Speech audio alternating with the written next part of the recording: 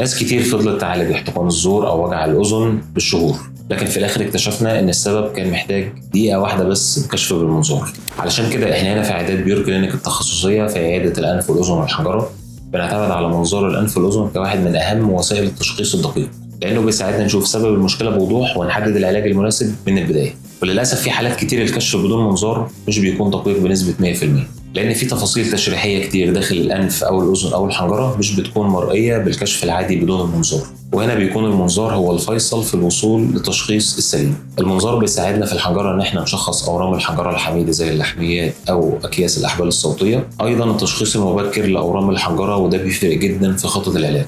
أما بالنسبة للأنف، المنظار بيساعدنا إن احنا نشخص أمراض الجيوب الأنفية المزمنة بدقة وأمراض اعوجاج الحاجز الأنفي وتضخم قرنية الأنف السفلية. أما بالنسبة للأذن، المنظار بيساعدنا إن احنا نشخص أمراض الأذن الوسطى بشكل سليم. طبعا ما ننساش دور المنظار في استخراج الأجسام الغريبة من داخل الأنف أو الأذن بالذات في الأطفال بشكل سليم وآمن 100%.